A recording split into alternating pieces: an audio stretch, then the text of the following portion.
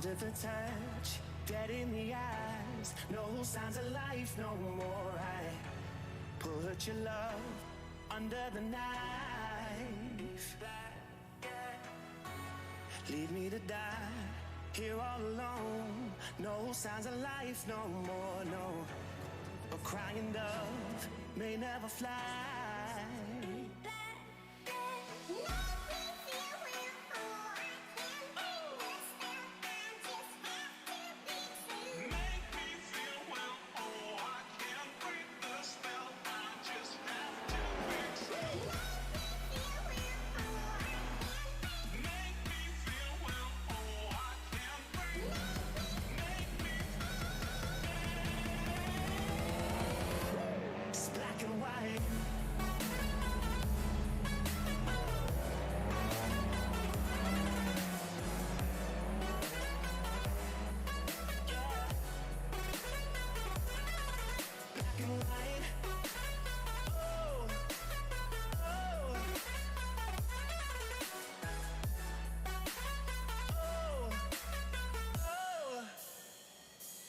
Black and white, no more, baby.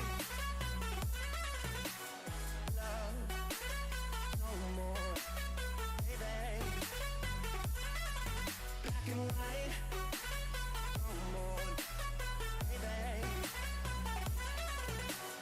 Love, no more, baby.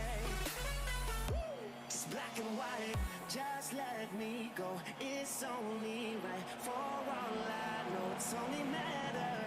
It's calico, it's black and white.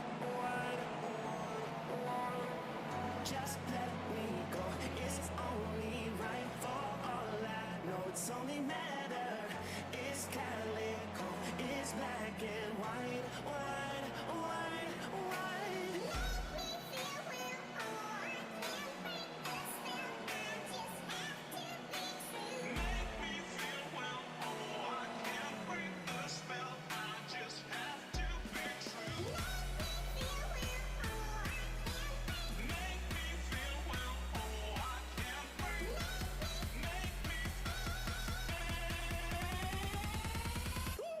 Black and white.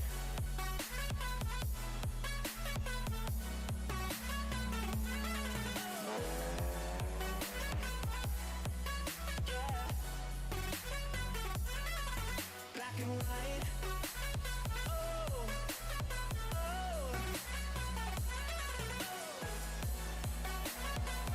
Oh. Oh. It's black and white.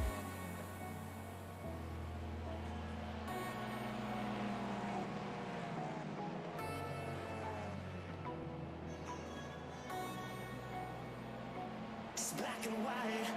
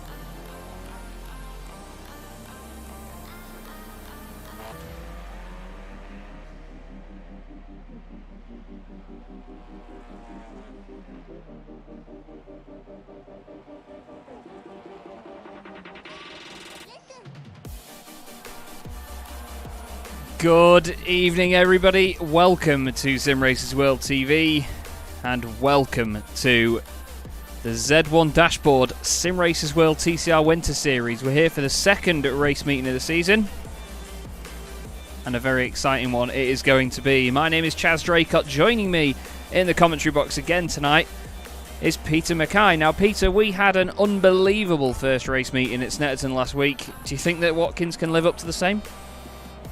Well, I certainly hope so. Of course, one of the United States' historic circuits, of course, home to the first ever US Grand Prix, and yes, we're on the Cup layout today, which is effectively the classic layout before the boot section was added in 1971.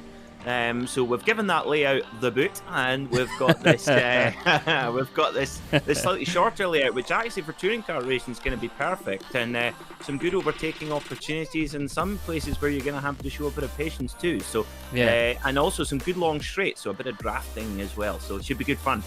It should indeed. We've got plenty coming up. 3 races tonight, 3 20-minute races. We'll have the first race very shortly. The drivers are just out in qualifying at the moment. As you can see, everybody's streaming down the straight. Then we've got the second race straight after that. The grid is the finishing result from race 1. And then we have the top 10 reversed for the final race. And to be fair, I mean, last week, Peter, we saw that third race provide a hell of a lot of action, even though it was only a small reverse grid. And the quality of this grid and the calibre of drivers that we've got is just unbelievable, isn't it?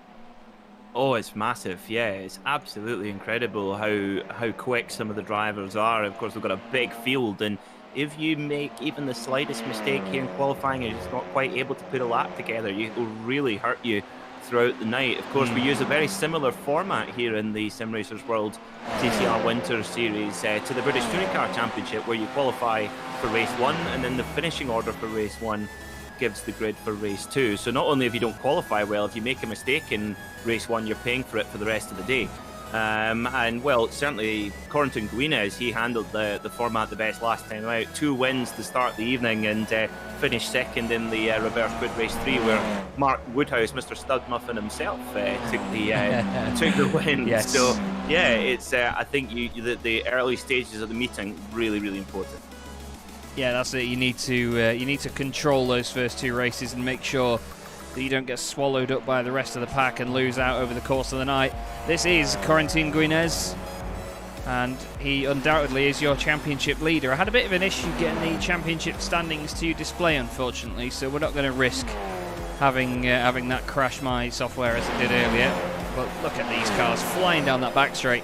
It's going to be a very important part of the circuit, but obviously with the bus stop being in there, Peter, it means that they've not got as long to slipstream up behind one another, because I was going to say that we should probably have a drinking game for every time we say the word slipstream tonight, because it's going to be one of the main factors. But it's maybe not as major as it would be as if they were going all the way down the straight to the carousel. Yeah, I think you could get a bit of a drinking game bingo card for us, Chaz. I think it's got to be in there. Spec maps, slipstreaming, and late 1990s Super Touring Car references. I think that's a guarantee. Oh, definitely. As well. But yeah, the bus stop chicane is interesting. It's sometimes referred to as the inner loop, and it was put in when the Formula 1 cars were really in an era where the speeds were just getting out of control, and Formula 1 cars were progressing at such a pace, far more than they do today, of course, with the kind of steady rule set. But yeah, the chicane was put in there in 1975, and yeah, you're absolutely spot on. It does kind of kill the crucial last part for a bit of slipstreaming to set up a move, and often you do see plenty of overtaking when it's not in there. But the drivers, if they want to make a pass there, they're going to have to be big and bold, and well, this is touring car racing, so I'm sure they will. Yeah, they will indeed. And last season we saw this man, Miguel Freitas, was an absolute machine. I mean, he always has been, but even with tendinitis, he still showed up and drove one-handed and won races in this championship last time out. This time the competition is, well, it's definitely been upped, I must say. No disrespect to the previous drivers in the series, but I mean, we saw last week just how close it is. And I mean, even now, look, 0.02 of a second between this man in second place, Damien Owen Harris, and Fraser Smith, of course, in full send racing. Fraser, returnee after season 1, and it was actually season 2 of the championship, but obviously this is the first winter series. But Fraser was one of the drivers that we really enjoyed watching last week, wasn't he? He got in a bit of strife with Corentin Guinez, who he's right behind on track now, come the end of the meeting, but it was still enjoyable to watch. Yeah, you can't beat a bit of strife though. That's what we like to see. Getting the elbows out. You know, that's what it's all about. But yeah, he did a great debut at Snetterton. Of course, interestingly here on iRacing, it's a circuit which very few drivers have experience of. It's mainly, shall we say, the local drivers, the guys based in the UK that have kind of been surrounded by Snetterton throughout the years in domestic motorsport. It's not really an international track anymore. So often when the British guys often have a bit of an advantage when we go to Snetterton, which, to be honest, isn't very often at all. Watkins Glen is a different story. Watkins Glen is a circuit which is used all the time, and you're very likely you're very unlikely to find a league that doesn't include a trip to Watkins Glen. So I think that's definitely going to change the dynamic tonight. Speaking of the dynamic, that number 85 car with should we say, poor choice of shirt night, not using the Friday night version of that particularly. It does start with S, but I need to show you a picture of it, Chaz. It is identical to the back of that. Well, I'm sure we'll be able to show everybody at some point. I'd love to be honest. So maybe we can. That car wins. I'll wear it for the next broadcast. Love that. Yes. There you go. Write it down. Smashing. We've got Bram Van Putten with just 3.5 minutes and a little bit more left of qualifying. Bram for G-Drive Racing Exemia doing the job at the moment. Now, Bram has always been quick, and we saw that in the Virtual Bell Car E-Series, and he's been flying around at the moment. Currently, nearly 2/10 ahead of everybody, and when you consider that, I mean, there's drivers in there like Ben Thanes and Corentin Guinez that are 1,000th of a second apart. And there's others as well, King and Anderson, and now Freitas and Wood are 1,000th of a second apart as well. It just shows you that how close this is. But for Bram to be nearly 2/10 clear, that's very impressive. Yeah, that is really, really impressive. And do you know, it's great that G-Drive have managed to get I tell you what, I hope they've got a good skincare sponsor for their team. For you don't want, especially coming into the winter, you don't want to get dry hands. Very true. You've just got that, haven't you? Wow. Mark Woodhouse, he's going to be having, I'd imagine, sweaty palms after holding on to the lead for so long last week. That was a very, very tough drive that he had to put in, with so many quick drivers chasing him down, but he really showed us how it's done, and he was just very controlled, wasn't he? He did everything right, led from very, very early on, and he's going to be hoping for more of the same tonight, because the story of his previous season in the Simracersworld TCR series was that he was very quick, and he was always up there fighting for positions, fighting for potentially the championship as he goes straight on. But he just got caught up in silly incidents and had no luck whatsoever. And we see a lot of drivers like that, not just in sim racing, but in the real world, don't we? We certainly do. I mean, we were talking about that, before we came on air. Of course, Ash Sutton, a very prolific sim racer, one of the owners of Pure Sim, and congratulations to him for winning the 2020 British Touring Car Championship. And we were talking it before, weren't we, Chaz, that the only thing missing in his repertoire was, maybe avoiding slightly unnecessary incidents. And of course, he put all that to bed in style at Brands Hatch of the weekend, and that's changed. Well, it really changed the momentum instantly, didn't it? And I think you're absolutely right. It's equally as important, maybe even more so in sim racing, actually. Yeah, it is. Corentin Guinez goes fastest by 0.008 of a second over Bram Van Putten, who's just coming around the final corner to finish a lap now. Let's see what Bram can do as he crosses the line. Is he going to just gain more than those 0.008? He's not, no. He's got a minute to go, but because this is a heat racing format, we saw it last time out at Snetterton, it just stops. The session just finishes. So they don't get to finish the lap they're on. Norbert Leitner, the Hungarian driver for HM Engineering, goes up to 9th position, back down to 10th as Chris Wood goes 5th for Team Mad. A little bit further down, Matthias de Tige for Simracersworld Esports is 19th. Niels Mansanden is in 24th for Ignium Motorsport. Gorgeous livery in white, that. Really do like that. It's very similar in terms of the white and the shiny blue bits to the Laser Tools Racing Infinity, actually. Jason Rowe and his teammate Michael Blake are right together on track and right together in the standings as well. They're 27th and 28th, but I mean, even their times are quick, so it just shows you the competitive calibre we've got here. It's pretty frightening with 10 seconds left on the clock. It does indeed, with 28 cars covered by a second. That's absolutely magnificent stuff. Now, before we get into the race, while we have a moment, because I know we won't get a chance in the race, we have 3 drivers who have been hit with post-race penalties. 10 championship points deducted for Bram van Putten, Nicholson and Sutherland. So that is that's something to note, that they're sitting on the naughty step. They are indeed. Thank you very much, Peter. Corentin Guinez then takes pole position from Bram van Putten. Damien Harris and Fraser Smith make up row 2. Then we have Chris Wood and Ben Thanes with Matthew Crisp and Naveed Hussein. Reigning champion Miguel Freitas starts 9th ahead of Norbert Leitner, with Mark Woodhouse and Keanu Beef Bourguignon in 12th.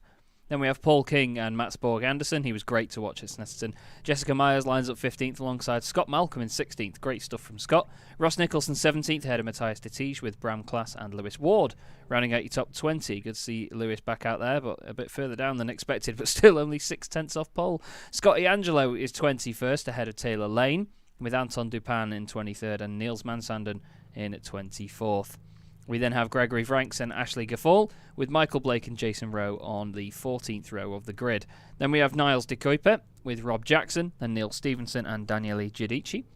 Then we have Joachim Gulbrandsen and Jürgen Knockhart, Craig Schill and Jason Guerrara on the 18th row. And at the very back of the grid, in 37th place, we have Rob Sutherland. Now, we saw Guinez drive away. He's not there. There he is. We saw Guinez drive away last week at Snetterton, Peter. Do you think he could do the same tonight? No. I think Bram van Putten's going to have something to say about that, and possibly Damien Harris as well. I think it's going to be a close one. Let's hope so. As we're all getting ready to go now, then, we need a better camera angle than that. Thank you very much, iRacing. But the revs will not rise because these guys do not want a wheel spin off the line. But round 4 of the championship is away, and you can see there, brilliant start by Damien Harris from 3rd. Bram van Putten forces him to go to the inside. He has to block, and he's on the inside of Corentin Guinez, who manages to slightly defend. And look at that, around the outside, Bram van Putten goes through. We'll have a look down the order, see if anything else kicks off. But by the look of it, that was a beautiful start by Bram van Putten, and especially Damien Harris. But it's Bram that's got the lead as they go up the S's for the first time. Yeah, brilliant start there from Bram van Putten. Now, it's the 906 car. Now, who's that? It's alongside Scotty Angelo. Anton Dupin. Scotty Angelo is plowed into the side of the railing there, and that is going to cause him a little bit of bother. Now, these are little hardy little cars, but that'll do the job. Oh, my word. Yeah, the wheel come off. Going with him was Taylor Lane. That's a real shame, that, for Scotty Angelo. Scotty got involved in quite a lot of incidents last season as well. He did get sort of negative press from some other drivers as well. Look at Fraser Smith just behind there, attacking Corentin Guinez. Now, this is exactly what Damien Harris and Bram van Putten want, because they know about Guinez. They know how quick and consistent he can be. Matthew Crisp looking down the inside of Chris Wood. But the top 2 want to be able to break away here, don't they, Peter? They do not want Guinez to be left unrestricted. And look at this, now he's having a go at Damien Harris for 2nd place. Well, I think, yeah, this is a great move here from Guinez. Is he going to stick it up? He's going to go for the block pass, and this is going to be music to Van Putten's ears. And look, just that one block pass, that creates a car length or 2 for Bram van Putten there in the G-Drive machine. Now, I think Guinez, he's got a bit of visible damage on his car. How much of an effect that's having, we won't entirely know, but he's got damage at the rear of the car and certainly a little bit at the front too. So this, we'll need to see if this hampers Corentin Guinez. At the moment, doesn't seem to be. Seems all good at the minute. We've got Miguel Freitas in the middle of this as well. Behind him, he's got Paul King and Mats Borg Anderson all over one another into the bus stop once again. Keeping it nice and feisty through there, gents. You've also got Matthias de Tige in there as well. That was Paul King for Ignium Motorsport. And yeah, it looks all good around there, around the carousel. I love this layout as well, by the way. The simplified layout is similar to, or well, it is what the NASCAR, the top boys in NASCAR use as well, isn't it? With this shorter layout. Looks brilliant. That's correct, yeah. The NASCAR guys have been coming here since 1957, but yep, this is a staple road course in the NASCAR Cup Series, and Jeff Gordon, Mr. DuPont himself, 4 wins in only 5 years of competition here at Watkins Glen. That's very impressive indeed. Something else impressive is Ross Nicholson and Jessica Myers side by side. Jessica down the inside for the fiercely forward machine. Love that car. But look at that. Ross now tries to get the cutback. There's just a train of cars wherever we look. Jessica leaves a tiny bit of room. Oh, there's inevitable contact. Squeezes Ross to the inside, but that's the beauty of front wheel drive, isn't it, mate? You can just plant your foot, or as long as it's already planted, and just save it. It's Freitas now. Well, he's the freight train. Oh, it's bump drafting from the freight train there. The man from Porto. Lovely plate. I love port wine. Very nice. It gives you gout if you have too much of it, though, but who cares? It's brilliant. This is Mats Borg Anderson in the share box TC Motorsport. Nothing to do with McDonald's, as I alluded to last week, and it's not sheer box either. We've got that updated for you, gents, and we do hope that you're enjoying the show. Now it's just nose to tail here, and to be honest, just ahead of them, Keanu Bourguignon all over the back of Miguel Freitas. I just heard a very, very loud noise. I think someone... Oh no, it was just a position change. Now, that paint on the left-hand side of your screen on Craig Schill, that was done by my friend James Leggett, I believe. It is JL Designs. It's got on the rear corners. James Leggett painting that car for his mate Craig, who is new to iRacing, and we saw him getting some experience in the car last week, and he's now just made an overtake on Jürgen Knockart. Speaking of Jürgen Knockart, very good. He is in the McDonald's car, the McChallenge car, which is now, I tell you what, this is, how cool is this? In the Netherlands, they have a karting competition for all the staff of McDonald's in the Netherlands, and then they raise money for the Ronald McDonald charity as well. So that, and Jürgen is the... Oh, Ben Thanes. Jürgen is the chairman of that, as Ben Thanes has a massive moment. It's just comical when these cars get into an oversteer, because you can just see the driver just plant their foot and it sort of just wiggles and sorts itself out. It's very funny. Again, it's just the fact that all the weight is planted to the ground at the front. By the way, Corentin Guinness has got back into the lead at some point. He's gone past Bram Van Putten. Here it is. Looks down the inside into the bus stop. Oh, they're nearly kissing wing mirrors. And Corentin Guinness, oh, a little bit of a touch there. Crumpled the front in on Bram Van Putten's car. And oh no, Craig Schill. Craig Schill's had an incident. He's flying down the order. We'll have to have a quick look back and see what's gone on. Shame for Craig. Oh, and into the bus stop again. Oh, the back's just got away from him, and it's not going the other way. Oh, and it ploughs into the wall. Such a shame for Craig Schill. But look at this at the front. As Sean Connery would say. Oh, well, rest in peace, 5 minutes Mr. Sean. Yeah, there you go. Ben Thayens, though, he's now still fighting with Norbert Leitner after that little scary moment at the bus stop last time. Let's see what happens here. He's got Mark Woodhouse all over the back of him. This is the thing in this championship that we mentioned at Snetterton, isn't it? You cannot get away from a battle here unless you're at the front and trying to run away from everybody. But if you're in the middle of the pack, there's just cars all around you. Yep, you cannot afford just one little mistake. And that can be, you know, while you're running on your own and making a little mistake in your line or braking or whatever. But also it can be a mistake on going for a pass or not going for a pass, or the nature that you go about getting that pass, because racecraft is massively important in touring car racing, probably more so than any other form of four-wheel motorsport, because like you say, Chaz, if you make that little error, you'll not lose one space, you'll lose 3 or 4.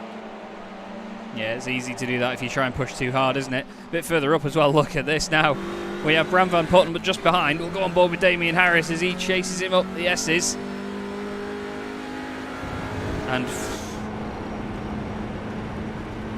I'm just trying to listen out for the gear change. Sounds like they're on the limiter forever in these cars, but it's just a slight delay from iRacing's side. But scary stuff, isn't it? All the way up there. They're on the throttle for so long. He's obviously using a Z1 dashboard to tell him exactly how many revs he is and how far he is away from the rev limiter in real time, Chaz. Indeed. Look at this, just now holding it. And this is the painful bit for these drivers, isn't it? Going around corners like the carousel, because it's such a long corner in a front-wheel drive car that we know, you know, front-wheel drive cars aren't renowned for their handling capabilities. The engine at the front, not much weight on the rear end at all. and all of the big lumpy bits at the front of it. Certainly is a good looking car though, this Audi. That's before Fiercely Forward put their livery on it as well. Still got Fraser Smith in there as well. Matthew Crisp on the back of Chris Wood. Chris doing a good job of holding on to 5th place as things stand. But look at this train. Beautiful stuff here. All of them fly down towards turn 1 again. Trying to see who the closest cars on track are, and it's actually these lot here. We've got Rob Sutherland with Neil Stevenson just in front of him.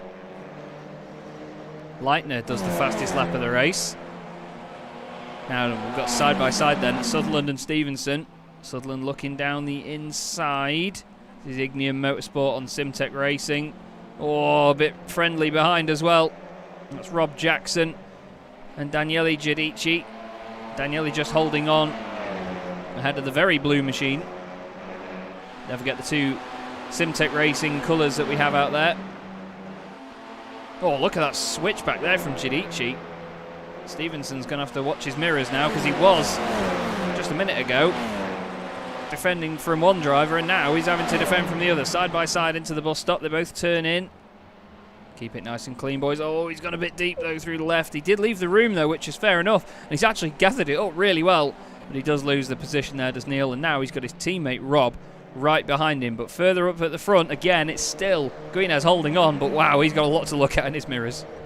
Oh my, yes he does. Now, I just noticed something has just occurred to me, Chaz, that I think using the inner loop layout with the chicane rather than the classic layout without it, you can do a kind of big lunge block pass into turn 1 and then still be able to defend up until the bus stop. Whereas when the bus stop's not there, you'll get drafted and you'll get passed because you'll obviously kill your run. So I wonder if this is what's going on here at the front, whereas the drivers, if they want the track position, they can have a dive into turn 1, do a bit of a block pass, and that's maybe why we're seeing such a big crowd at the front of the field. As you hear Norbert Leitner just fading off the throttle there, because if he stayed in the throttle, he'd be into the bump draft. And he's gentleman that he is, the man from Budapest. He's decided, no, I'm not going to get into that sort of antics. Yeah, that's always where the maturity does come through in a lot of these drivers. Matthew Crisp got past Chris Wood just ahead of that onboard shot there. Nice and simple down the straight. Kevin Zemstra and Ollie Slade in the chat as well. Good to see you, gents. Nice stuff from Matthew Crisp there. You could say it was a clean, crisp pass. Ross Nicholson still involved in battles here. He's behind Scott Malcolm in the Team Mad machine. That's the, I believe it's the Team Mad, the Smile Time Immortal car, as they call it. Bart Daleman in the chat as well. Oh, it's all the Formula 3 crowd here. It's brilliant. But still, that train at the front, though, is still close between 2nd and 3rd as they go round turn 1 once again. Leitner has done the fastest lap in the race, a couple of laps in succession. So he's really cut up to the train using that advantage of the slipstream. Brian Loynes as well. Kimber Haight, good to see you all.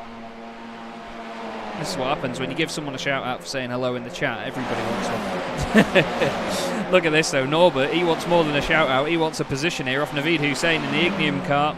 Onto the brakes they go, into the bus stop again. Oh, there's contact with Chris Wood. I think Naveed gave him a little bit of a love tap, and then down the inside, Norbert Leitner says thank you very much. Signed, sealed, delivered in a bit. But Chris Wood, well, he's going to be thinking. We'll be mad about that. Yeah. He's wondering whether it's 3 to 5 working days. Never mind, signed, sealed, and delivered. Let's have a little look then. Back from the gearbox. Yeah, just Naveed goes a little bit late on the brakes just to try and slot in, and it doesn't work. Is there contact with the wall for Chris Wood? There is not. But still, he'll be absolutely fuming about that. Daniele Giudici as well has actually gone off, and Bram Klaas has had an issue. Let's have a look here. So this is just after it. Bram's gone off. He did go off and on and off again.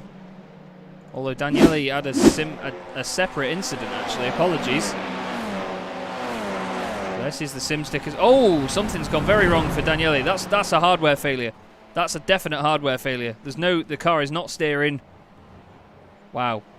Something just switched off there, didn't it? And hopefully it wasn't Daniele's head, because, well, he would have been annoyed at himself for that, whether it was the screen or what. But look at this. Unbelievable. Oh, Van Putten doing a little bit of pushing, Van Puching there on the bump draft and up and down the straight there. And as they come through the bus stop once more, well, this is who's got the golden ticket here. This is really interesting stuff. Guinness versus Van Putten, and of course Damon Harris. He's in a bit of he's in the popcorn seat, isn't he? He's just watching what's going on here, and just biding his time. There's no need to make any big moves at this stage. He's going to let Guinness and Van Putten knock lumps out of each other. But like you said, Chaz, just battles up and down the field as Ben Thanes there. In 9th spot, a guy with a little bit of real-world touring car experience, drives a BMW E30 3 Series touring car in, of course, national orange as well. Well, being Belgian, but it's a Dutch-coloured touring car. We must ask him why that is, why it's so orange. It's more orange than Donald Trump's face, honestly. It's the most orange car I've seen. Well, I imagine his face is red at the minute. Even though the majority of the country isn't. Way! There you go. Mark Woodhouse is climbing all over the back of him in that very shiny Team Mad machine. Love the spec maps on the Team Mad car. Oh, I hope you're playing bingo. Back at the front, though, speaking of shiny red, look at this. I tell you what, Corentin Guinness' backside will be shiny red after this. He's been absolutely battered by Bram Van Putten. And we need to be putting on the talcum powder after this. Beef bourguignon's off. Oh, Matrix-like reactions there, though, as well. There's another one for you. Keanu Reeves, beef bourguignon. Lord. You could get them all in at once with him, couldn't you? You spec maps. That looks like an Audi A4 Quattro from 1996. You could literally just say, yeah, just line them up. Yep, you can indeed. Love it. Absolutely love it. Welcome to Simracersworld TV, everybody. We apologise in advance. But someone that's not apologising is Corentin Guinness, because he is doing everything right at holding off Bram Van Putten at the moment. But what you've got to think, because Fraser Smith there adds 15 brake horsepower to his Audi in a straight line by flashing the lights. Bram Van Putten is surely just holding off at this stage just to see what Guinness can do. Unless the move comes to him easily, he's not going to try it, because with this being a predominantly slipstream based circuit at the back end, you want to be the second placed car going into the final lap, don't you? Yeah, quite possibly, but we've seen some really strong defending so far, so interesting to see if Van Putten is just sitting there comfortably saving that little bit of tyre for the last spot of the race, or is Guinness stretching it? We don't know. So hard to tell. To see Ben Thanes going flying through the bus stop there, and in one of these cars they carry so much corner speed for such a little car, just fly through there as well, and Keanu Bourguignon doing a great job there as well. It's you really need to practice that over and over and over again, because it is a real thread the eye of the needle. And actually, do you know what, there are some chicanes which should be melted with acid. They don't deserve to be here. I'm thinking of the one that just got plonked into my beloved Daytona International Speedway, but the bus stop at Daytona International Speedway, brilliant, because you've got to really thread the needle. So if you're going to do a chicane, do it properly. Yeah, see, I'm not a huge fan of bus stop chicanes similar to that, because I can't do them. That's just long and short of it. That's not the bus stop chicane's fault, Chaz. It's very true, very true. Mats Borg Anderson goes very wide. Nice stuff from De Tige there to give him the room to get back on. The two of them right together up the S's, just slots in. De Tige now up into 11th place. 7 places gained in this race. Anton Dupin has gained 8 positions. Mark Woodhouse has only gained 1, but he wants to make that 2 here on Ben Thanes. The top 4 are currently where they started. Norbert Leitner is he's the highest mover inside the top 10, but Matthias De Tige has just broken into the top 10. That's going to be the 8th position gained for him if he can get this pulled off, but no, Mats Borg Anderson says, thank you, I'll take that down the inside. It was, to be fair, it was very enthusiastic from De Tige, but as we said before, he soon paid the price for making that move. Although, look at it now, just because of the natural flow of this circuit with the straights, he's straight back into the fight again as Borg Anderson is down the inside. Yeah, Borg Anderson doing a great job, just having a little look up the inside there. Oh, and here comes De Tige in the... there you go. Brilliant racing, and Mark Woodhouse is looking in his mirror going, go on, boys, have a game, have him, go on. You're not going to let him have that, are you? Yeah, see, he's going, yeah, go on, boys, have a go. Because then he can escape every little move that they make on one another. Mark Woodhouse in the Team Mad car can escape, and look how much room they use on the exit as well. That's, of course, you are allowed to do that. That's not an abuse of track limits. It's very much the day one of the Spa 24-hour approach to track limits. Sorry, I've just been accused of potentially liking the new bus stop at Spa more than the old one. That's a definite no from me, that is. Anyway, at the front, Damien Owen Harris has got Fraser Smith well and truly in his boot at the moment. He's just checking out the rear boot space of that Audi. He's thinking, you know what, despite the fact they've put a wing and a roll cage in there, it's quite roomy. Right, I'm going to go over this side now. You stay there. Damien says not on your life, and behind him, Matthew Crisp looking down the inside. And again, driver going for the move, suddenly is on the back foot and defending. Same with Corentin Guinez, who of course has lost the lead now to Bram Van Putten. With a minute and a half to go. Good to go. I think we've got two laps. Let's have a look at how Bram Van Putten did it then. Was it just the run down the straight? There's that much going on. I completely skipped my mind then. I do apologise. Look at that. Round the outside. That's going to be on the inside. The next part of the bus stop. Oh my, these boys. Someone needs to honestly just give these boys something medicinal to just calm them down a bit. But Bram Van Putten then leads the way. 2 laps to go. And even behind this as well. I mean, look at Mark Woodhouse. He's still got Dettige and Mats Borg Anderson all over the back of him. Then further back, you've got Scott Malcolm holding off Lewis Ward, Anton Dupin, Ross Nicholson, Gregory Franks, Paul King and Chris Wood. And then the rest. It's just epic racing once again from this championship as Matthew Crisp has got past Fraser Smith, or has he? Side by side on the exit. Not sure what's happened to the front end of Fraser's car there. It looks like it's bent the bumper in but kept the arch intact. Now the top 3 have broken away onto what's going to be the final lap in just a moment. Yep, here we go then. Damien Harris, he's right in this as well as they head in towards the final section of the penultimate lap. And all kind of one line here, but this is the corner. This is the one you want to ace your exit, because then you can make the run and go for the block pass down the inside. And I think that's what Guinness needs to do here, but he's got Harris to worry about behind him. He's going to have to take his... Oh, it's interesting. Is he fanning the throttle there? I don't know. And that scared me. I looked away. Full M6 motorway spec there. Yeah, there you go. Anyone who's been on the outside lane of the M6 motorway will know exactly what that looks like. An Audi A3 saloon right up your trumpet. Love it. Absolutely love it. But now, suddenly Damien's on the attack here. He's going to look one way or the other. He goes to the left-hand side. He saw Bram Van Putten do this last time. Bram's going to keep him on the inside, but look at that. Guinness thinks, no, stuff it. I'm going to go to the outside. Maybe a bit of a push, and Guinness is going to go through. He's going to do to Bram what he did to him. So close in the chicane. Maybe a little bit of a tap. And Corentin Guinness goes back into the lead of this race while it matters. Well, I suppose it matters all the time when it matters. The very last moment he can, and even further back as well. Look at this. Lewis Ward and Anton Dupin rubbing wing mirrors, passing them off to one another. Thanks very much. Scott Malcolm stays in front of them, but look, Lewis Ward tries to get the cutback. No such thing for him, says Scott, but into the penultimate corner here. Looks like Corentin has got this done at the precise moment he needed to. Only one more corner to go. I don't think Bram can do anything here. If he wants to be wise, he'll just hold on to second place. But for his 3rd win of the season in the triple-digit number 333 car, Corentin Guinness. Brilliant race. Absolutely amazing racing. Fraser Smith finishes behind Matthew Crisp in 5th. Freitas gets 7th. And then what's going to happen here? Mats Borg Anderson, he's not quite going to make it on Matthias Dettige. Scott Malcolm's got the absolute rabble behind him. Look at them across the line. Love it. Amazing racing as ever from this championship. TCR cars do not disappoint, do they, mate? Oh, that was mega. What a finish. I tell you what, those front guys to race that close and not go off. I thought, well, tell you what, when they were going 3 wide into the bus stop, I was like, well, here comes an airplane crash. But no, they got through safely. And Guinness, well, that was a bit of, we know he's French, but that was a bit of an Ivan Muller special there from Corentin Guinness. A really good move, and I'm sure well, of course, they'll all be starting together on the front row of the grid for race 2, so we could just be about to see a replay of it again.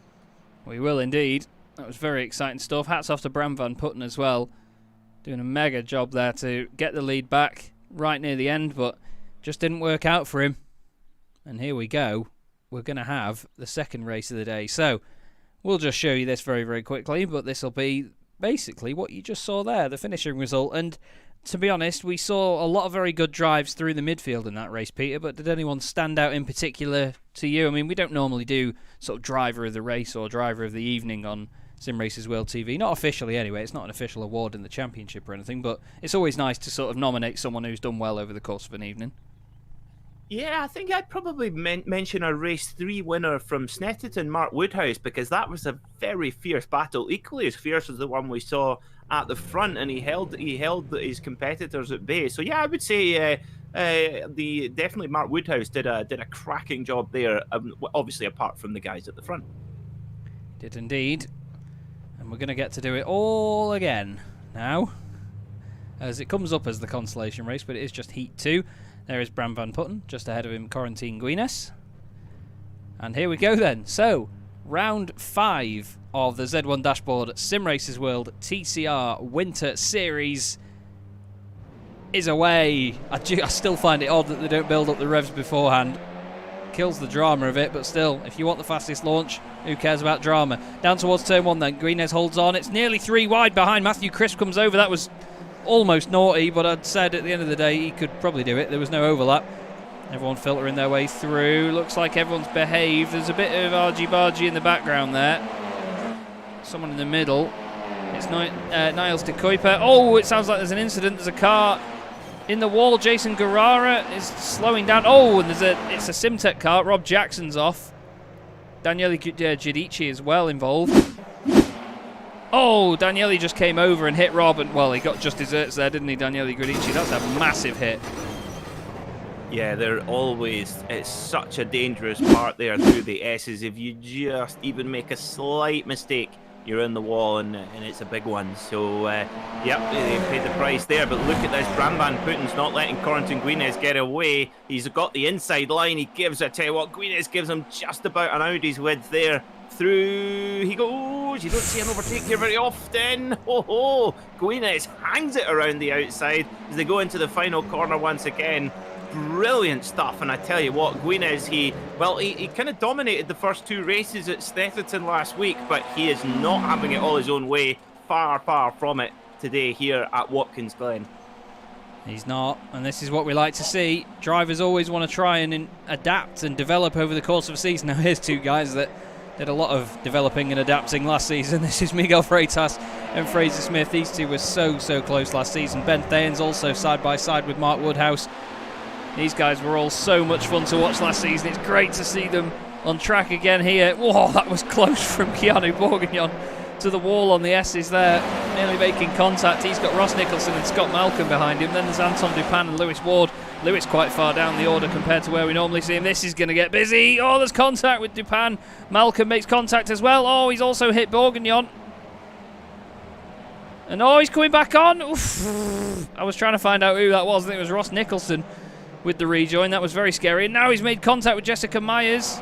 How dare you? How dare you knock the back? How could you possibly knock the back of Jess's car with that lovely corgi on the back bumper?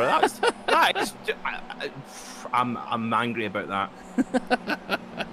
Peter's getting on the defensive as much as these drivers are. Lewis Ward sideways. How did he hold that? How did Lewis Ward hold that? Oh, there's contact behind as well. I think that's Paul King having a bit of a shove there from Ross Nicholson. Ross is getting his elbows out, but my God. Lewis Ward, I can't even go back because he didn't lose it that much to trigger it on the replay.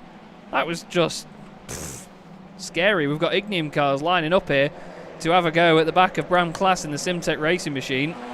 All over the shop. There's one of the Team Mad cars in the background. I think that's Jason Rowe running wide. Oh, it's all kicking off here. Absolutely mental stuff. I love it. Absolutely love it. This is what we're in it for. Now, further up the order, Norbert Leitner is under attack from Naveed Hussain. Naveed was a bit late on the brakes in the first race into the bus stop, but, you know, he was just trying to defend. He was just trying to slot in and keep everybody's momentum, but unfortunately made contact with the car ahead. Matthew Crisp has done the fastest lap of the race. It's the same old with this championship, Peter. I don't know where to look. Yep, it's all going on, isn't it? Now, I wonder if Norbert Leitner can make his way through the pack. We know that he's got pretty good pace. He's got over 200 official race wins on the iRacing service. So he's got the talent, that's for sure. And race winner in other touring car series as well. So can he make his way up through the pack and join his teammate Corentin Guinness? And you know, if you've got an ally up there at the front, it makes a heck of a difference. then that's of course what Damien Harris does.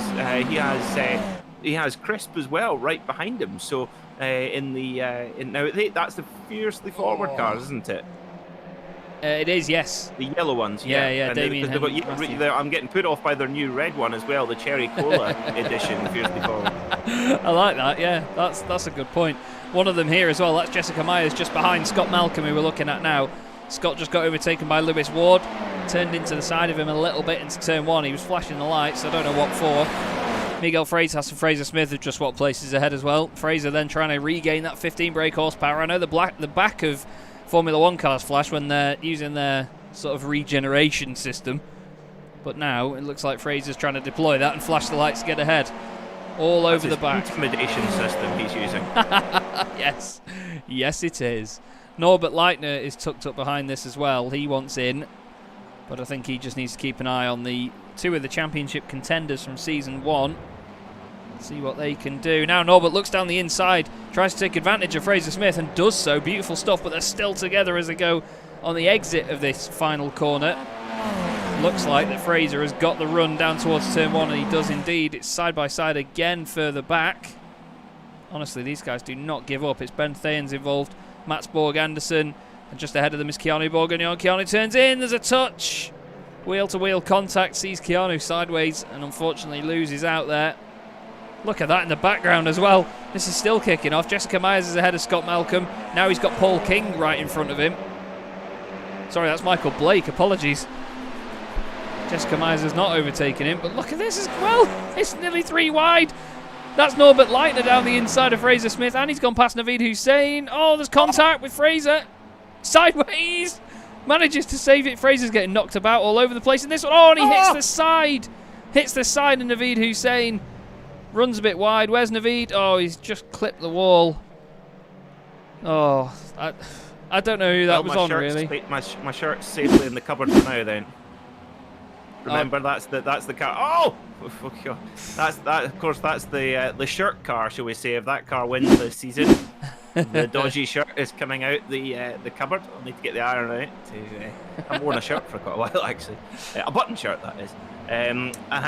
So Guina is up the front, Van Putten in second, Damien Harris in third. So it's very much an action replay of the first race right now, but just gone over 1/4 distance. And Matthew Crisp, he's coming along for the ride now, and he's well in the draft range of these guys. Now, we saw Van Putten do this last race, didn't we, Chaz, where he just sort of sat there and let Guinness lead.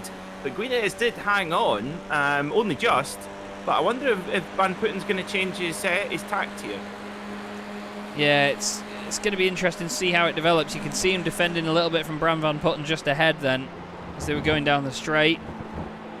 But still, no changes yet. Just having a quick look. Paul King is moving up and down the order a bit. I think he's blinking. He's just around Jessica Myers. He's just behind, actually, in the Ignium car. Then it's Michael Blake. Then it's Chris Wood, who after that contact before is trying to climb back up the order. He's only lost 3 places from where he started, though. So he'll be hoping to gain more as the race develops, but still not even halfway. But look at this train, man. It's absolutely bonkers. If you could try and pick a winner out of any of this, you'd have a talent as oh, that's down the inside. That's Anton Dupin giving a bit of an elbow to Mats Borg Anderson. Off the circuit, back on. Manages to tuck back into this humongous train of Audis. Honestly, it's like they've just tried to fire him off the production line as quickly as possible.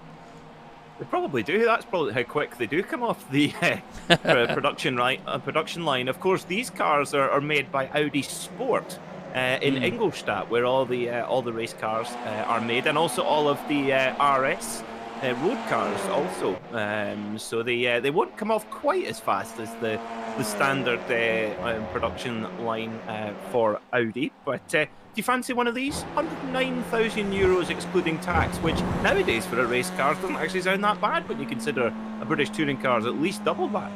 Yeah, you're right, actually, to be fair. I mean, if you consider what other cars you can buy for 109,000, there are a lot of supercars in there that aren't that exciting, really. You can have a race car. Chris Wood is dropping down the order a lot here.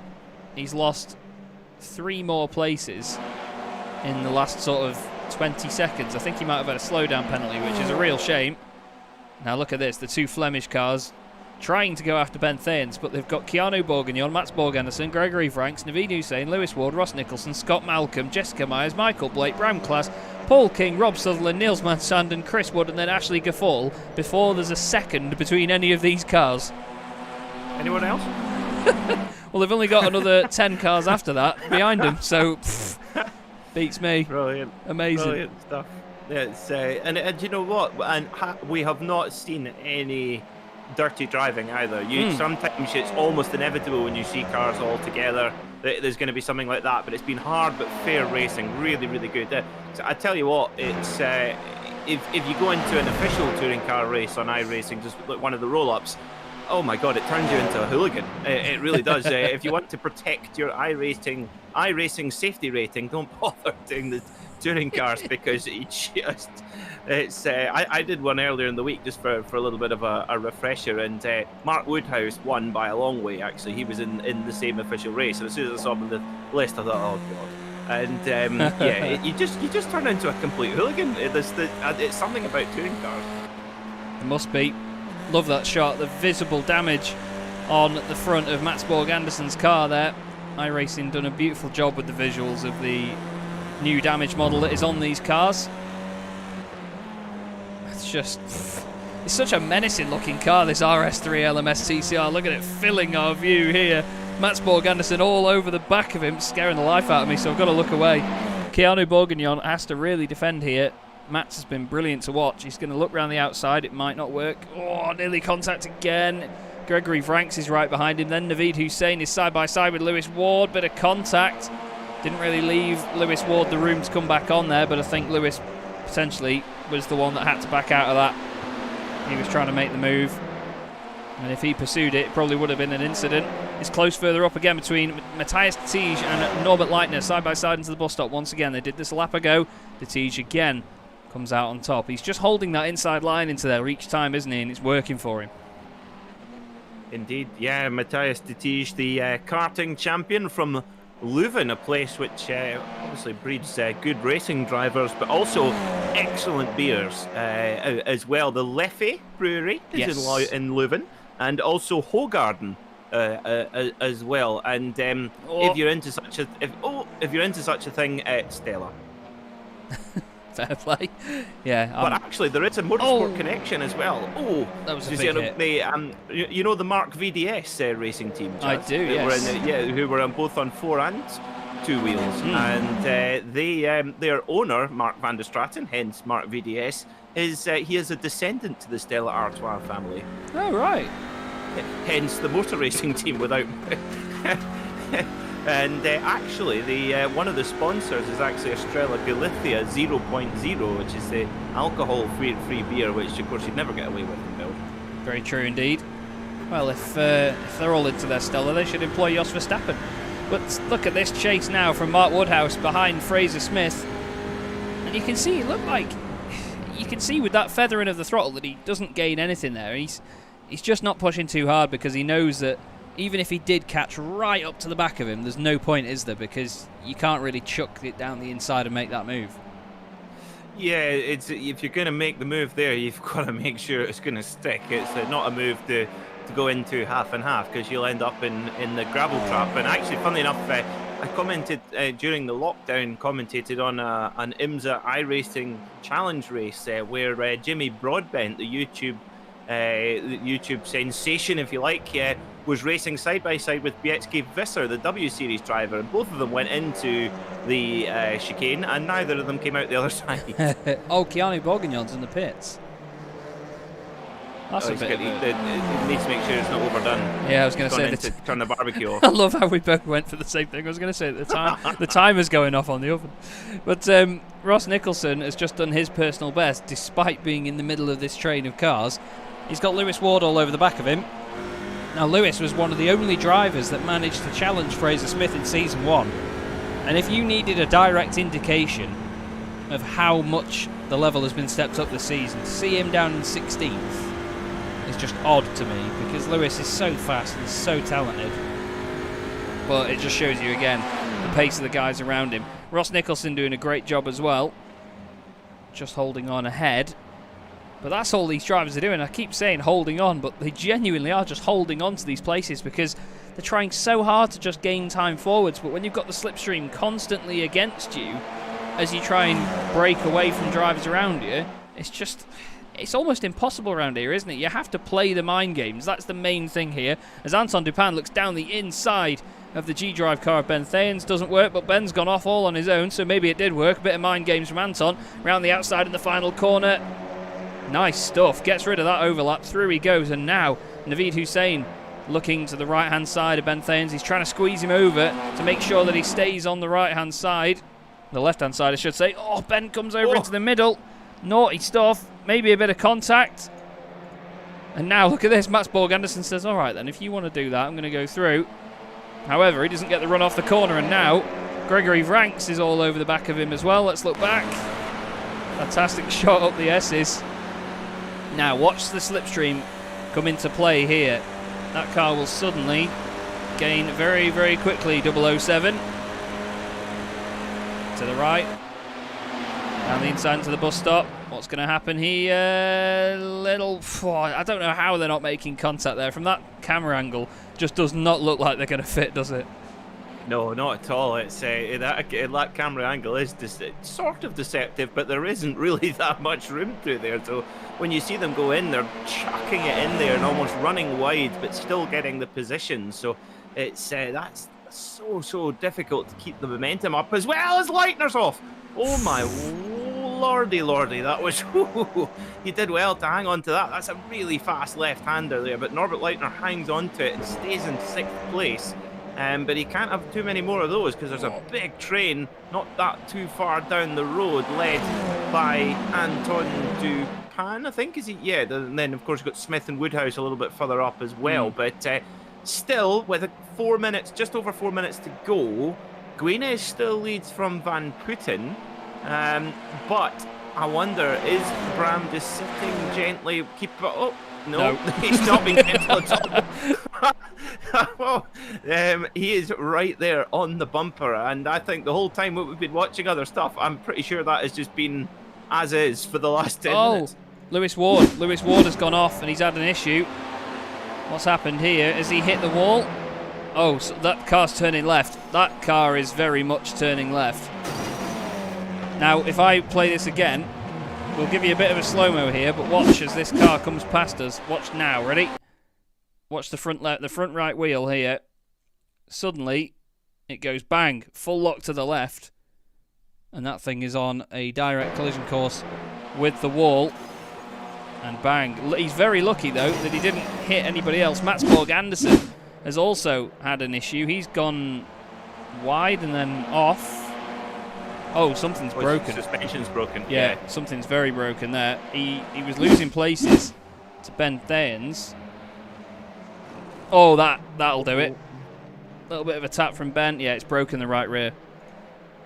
And as soon as he tries to do anything with it, it's interesting that iRacing sort of simulates that so well, but unfortunately for Mats, it means that that's the end of his race. But still, that's really. It wasn't even that. It wasn't an enormous impact, certainly from my feet there, but just hit at the wrong place. That's a real shame there for Borg Anderson. So we look back at Matthias de Tige racing for Simracersworld team, and yes, that is the same Simracersworld as the TV channel we're on, and also the series that is being organised. So it's as we say. Ian Roots, our dear boss, he definitely is the Roger Penske of British/Flemish sim racing. He is indeed. Oh no! Rob Sutherland has had a big one. He tried to cover off the move going up the hill. Didn't really need to, and unfortunately, that was a big one. But yeah, interesting to see that sort of right rear get broken on that car, because we always say that, you know, touring cars, they have toe links made of cracker bread. You see it a lot in touring cars, don't you? Wheel-to-wheel contact just breaks the suspension and that's it. But it's, you know, it's very true to life, and it's nice to see that it is modelled in such a way. You could just see when he went to turn left, the left front came off the ground, the right rear just dug in, and that was it. Someone that's trying to dig in at the moment with 1 minute to go, and one lap after this one is Bram Van Putten. Is he going to make this mistake again, though? Is he going to go for the lead this time round? I think he's going to hold off now. He knows that if he can get the move done on the final lap, Oh, I thought he was running wide there. Sorry, I held my breath a little bit. But he's lost a bit of momentum now. Now, Damien Owen-Harris and Matthew Crisp, they're doing a great job for Fiercely Forward. They're just holding on and getting the championship points, aren't they, where they need to? Yeah, absolutely. Yeah, and of course, if you're behind those guys, you're not necessarily taking the risk either. You're just sort of following them to the line. But judging by the body language of particularly Damien Harris's car, I suspect he's not content with third place. I think he quite fancies a go at this, and why not? As we come to take the white flag, signifying the last lap, and Malky's off. Scott Malcolm is off, and Jessica Myers is also. Oh, and one for good measure. Niels de Kuiper. Oh, I've heard came in like a wrecking ball, but that was on another level, mate. He nearly coped him over. So this is what happened with Jessica Myers and Scott Malcolm. Oh, Scott came back over to take the racing line. Oh dear. And then... Oh, there's contact afterwards as well. I think Scott's car was veering left anyway, but it looked like Jess went to the right a bit. Now, where's Niels de Kuiper? He was a long way back.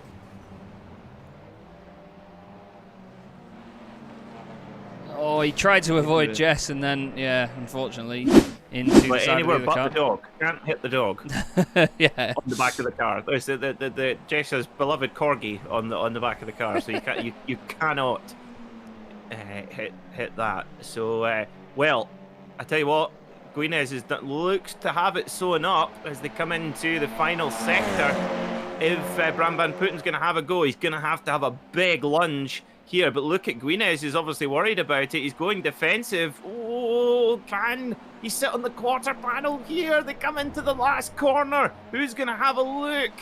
Guinness goes defensive, covers the line well, and looks like he's got it done, Chaz. Does indeed. Bram Van Putten could have tried to carry the speed around the outside. Doesn't work, and it's 4 out of 5 for Corentin Guinness. Beautiful stuff. He's making a real mark on this championship as Anton Dupin's making a mark on the grass. Forced out wide by the Ignium car, and now he's going to lose a place to Gregory Franks as well, and that's Ben Thayen's going through. Anton Dupin's going to finish 13th. Great stuff from those guys as well. More battle in Bram class, trying to go around the outside of Paul King, and he's made it work as well. Paul edging over to the left, a little bit naughty. Don't make contact, boys. They don't. Good stuff. Good stuff indeed. Niels de Kuiper drags what's left of his car over the line after that contact before. Joachim Gulbrandsen for the Sharebox TC Motorsport team. Another very pretty livery on the grid. Round the final corner as well. And across the line he goes. But there is your race winner. 2 out of 2 this evening for Corentin Guinness. And, well, for the second time, Mark Woodhouse has taken that cone with him. Sorry, not Mark Woodhouse, that was Miguel Freitas that time. But what can you say about Corentin, though, Paul? Because, Peter, apologies. I'm getting everyone confused here. I'm looking up and down the names. But he's just been absolutely on it, hasn't he? When he needs to attack, he can attack well. And when he needs to defend, he can defend well. He looks unbeatable at the minute. He certainly does, yeah. His record so far, and he has been put under such difficult pressure as well from Bram Van Putten all evening long. And he's a new recruit at HM Engineering, joined just last month, so I'm sure that enterprise will be very happy indeed with their new French signing from Elbeuf. They will be indeed. Elbeuf is what I call my missus. Oh God. Corentin Guinness. This is the first heat result, by the way. Took that first one with 2 fiercely forward cars just behind Bram Van Putten in the top 4. They finished the same way in this as well. Fraser Smith finished the first one in 5th, with Norbert Leitner 6th, Miguel Freitas, Naveed Hussein, and then Ben Thanes and Mark Woodhouse rounded out the top 10. Matthias de Tiege was 11th with Mats Borg Anderson 12th, Keanu Bourguignon 13th with Scott Malcolm in 14th place. Then it was Anton Dupin, Ross Nicholson, Lewis Ward and Gregory Franks, with Chris Wood in 19th place and Paul King 20th. Jessica Myers was 21st ahead of Michael Blake and Ashley Gaffal, with Bram Klass and Niels Manshanden in 25th. We then have Jason Rowe 26th. 27th is Niels de Kuiper with Rob Sutherland in 28th. Joachim Gulbrandsen 29th with Jürgen Knockout in 30th. Then it was the 3 Simtech cars, Neil Stevenson, Jason Guerrara and Rob Jackson, with Taylor Lane 34th. Scotty Angelo was then a minute down in 35th. Daniele Giudici 1 lap down, and Craig Schill, unfortunately, did not finish. And then, Peter, if you would do the honours, my friend, we have the Heat 2 results. So here they are then. Cornton Green is winning by 92 thousandths of a second from Bram van Putten. Davian Harris finished third with his teammate Matthew Crisp right behind. Miguel Freitas running the number 1 plate as the defending champion was 5th, with Matthias Strategian 6th, Norbert Leitner 7th, Fraser Smith 8th, Mark Woodhouse 9th, and Ben Staines in 10th. Gregory Vranks for Simracers World was 11th, with Michael Blake 12th, Chris Wood 13th, Ashley Gaffel 14th, Bram Clays 15th, and then Paul King, Scotty Angelo, Niels Manshanden. Keanu Reeves, Peter Bergen, We've gone one too far there, I think. There we go. Hang on. Back and forth. There we go. There's one missing. There we go. Jason Rowe, 19th for Team Mad. We didn't forget about you, Jason. Keanu Beef Bergignon in 20th. Niels de Kuiper 21st. And Ross Nicholson, Neil Stevenson, Joachim Gulbranson, Naveed Hussain, Anton Depan, Jessica Myers, and finally Taylor Lane. But all finishing on the lead lap. And just as I say that, Chaz makes me a liar. Taylor Lane 28th. Craig Schill in 29th, followed by Jason Guerrara, Jurgen Nucker, Scott Malcolm, Rob Sutherland, Max Borg Anderson, Danielle Gudici, Lewis Ward, and Rob Jackson. And I feel there's another one sneaking in there at the background. No, not there isn't. No. We did have 37. I thought I'm not going to get hit. And then I've always done that. And in 38th, Race Marshall. Oh no, damn. Love it. Absolutely love it. Well, we've got the warm-up session for just a few minutes now then. And I will give you the, or I'll try to. There you go. We've at least got the timing on left. If you just give Peter and I a few minutes, everybody, we're just going to take a couple of minutes break, but we will leave you with at least the warm-up session so you can see the times. We'll be back with you in just a few minutes.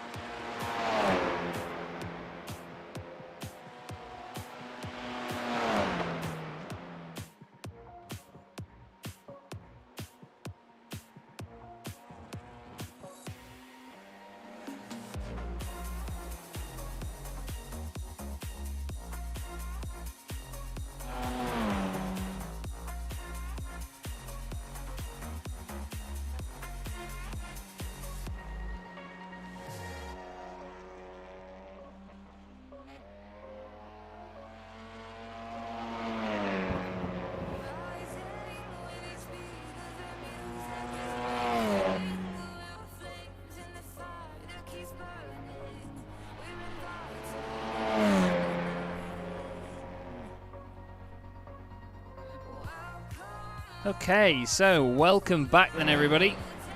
Here we are, and we're just ahead of race 3 of the night. This is the Z1 Dashboard Simracersworld TCR Winter Series. My name is Chaz Draycott. Joining me is Peter MacKay in the commentary box, and apologies for the horrendous grammar issue on that little pop-up that we had there. I'm absolutely fuming at myself for that one. Maybe I was just typing while I was speaking or something, I don't know. But Peter, we have seen 2 absolute belters again, and 2 fantastic victories from Corentin Guinez. And I mean, we said earlier that he seems a bit unbeatable, especially when it's on complete merit with these races, but the reverse grid last week was the only race that he didn't win, wasn't it?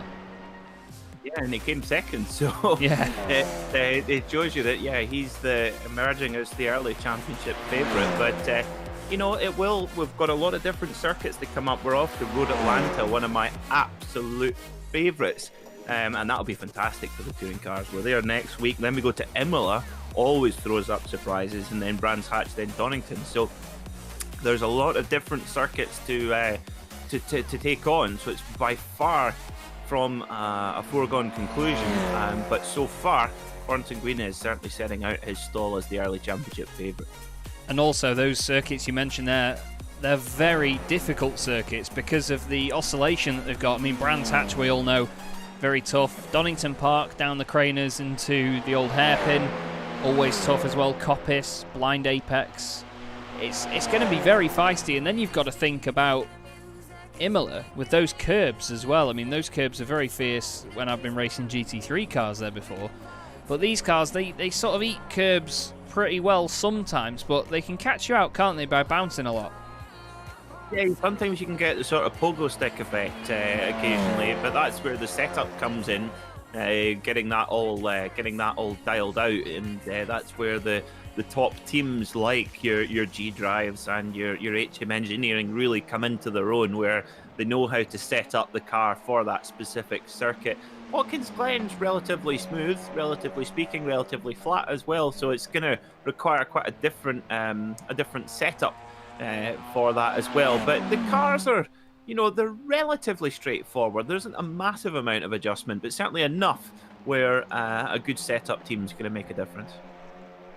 Yeah, I think a lot of the work that goes into the setups for the next couple of rounds is going to be very thorough indeed.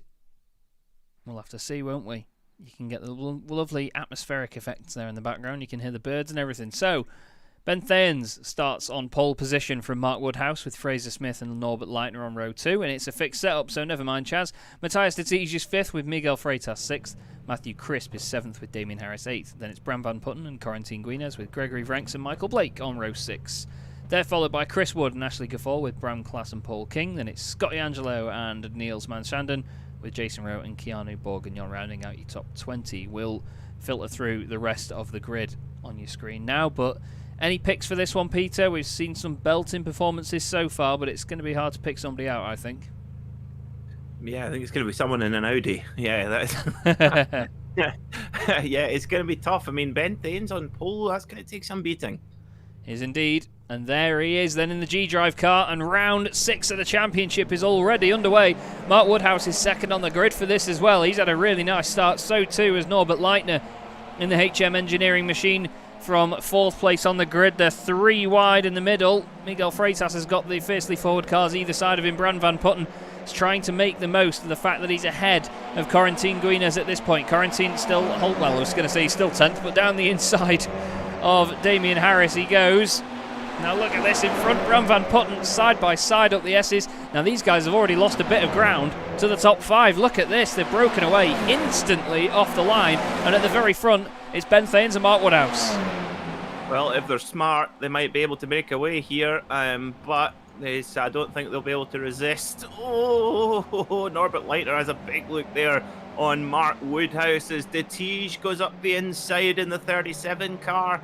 And yet they did have a breakaway, but that has eroded straight away by that little bit of battling through the bus stop. It has indeed. We've had issues with Rob Jackson and Jason Guerrara. Jason's just ahead. Oh, he's just gone across with Craig Schillers. Oh, trying to avoid it. That was the number 73 of Jürgen Knockout. And then you can see in the background the issues there for Guerrara. I'm afraid Absolute nightmare for them. Rob Sutherland's just had an issue. He's come back on, though. Side by side with Scott Malcolm. Very feisty stuff all up and down the field. At the front, though, no rest for the wicked, is there here? Fraser Smith, damage again on the front of his car. He said that he got a bit of damage at turn 1 in that last race, and then he was slow from then on, and it looks like he's got the same here, because one of the key indicators here, ironically, is that the headlights seem to dim and go out when the cars have got damage on the front, because it knocks the electrics.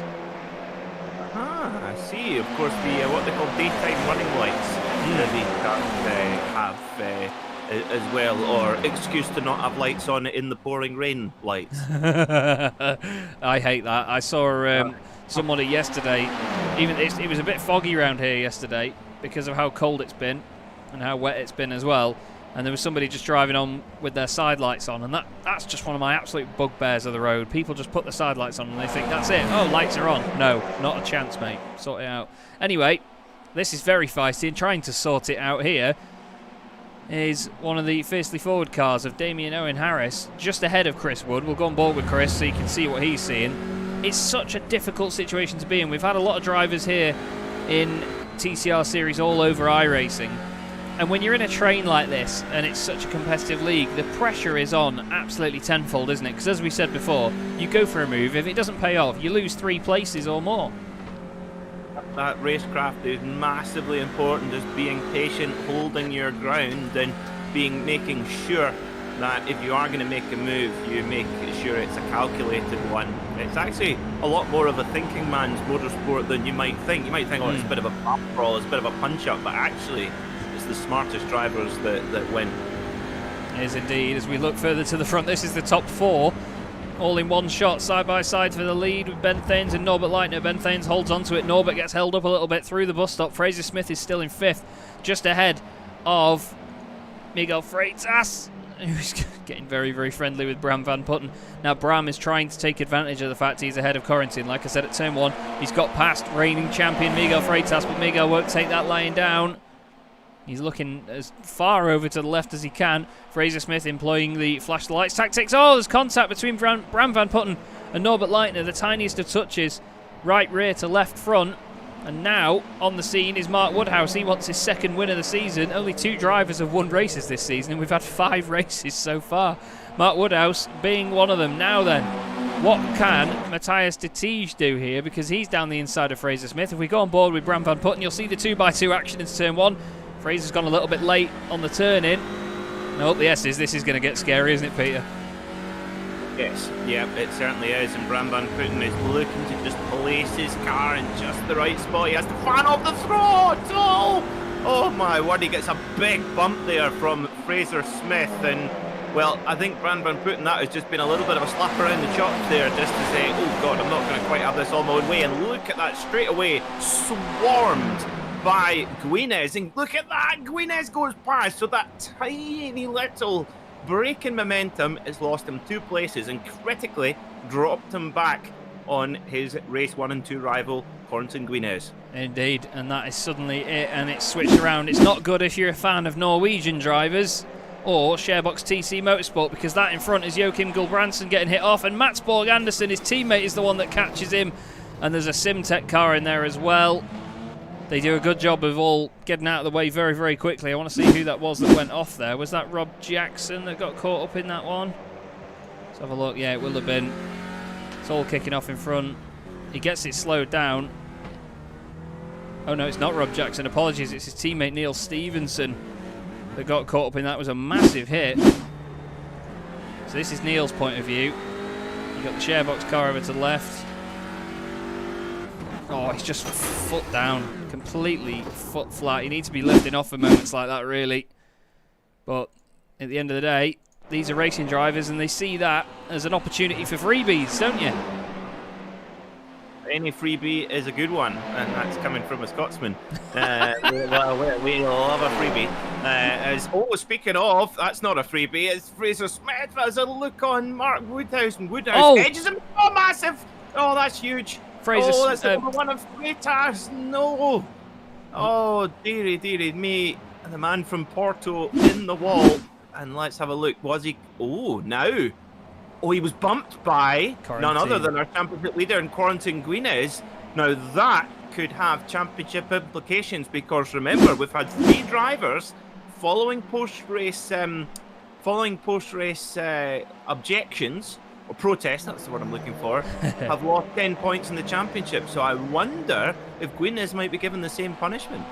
Yeah, you could just say that he got caught out there with the cars slowing up in front of him, but he did go down the inside on the way into the bus stop. So I say on the way in, it was sort of the second part of it. Ben Thanes has grabbed the lead, and he's now going to try to keep Norbert Leitner behind, but we've seen just how quick Norbert can be, and it's pretty frightening, to be honest. We've got Naveed Hussein and Miguel Freitas in the pits. I think Naveed's got damage as well. Yeah, Naveed's had an issue on that previous lap. It's a real shame for him. But yeah, this lead battle, very enticing indeed. 2 of the very best in this series. Ben Thanes flinging that car in, but you can see it hampers his exit. But at the same time, Leitner can't do anything about that. That's it's pretty interesting as an attack goes, or as a defence goes, I should say, from Ben Thanes. Yeah, but look at that. Oh. Yeah, coming around the outer loop there, you can sort of gather your thoughts. As long as you can cover the line, you can kind of recover a little bit. But look at that from Norbert Leitner. You do not see it overtaking manoeuvres into there very often, but is Thanes going to come back at him?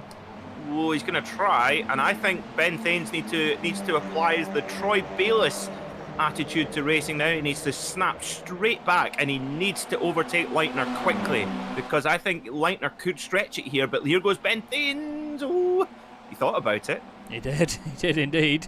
Corentin Guinez now up into 6th position, 4 places gained.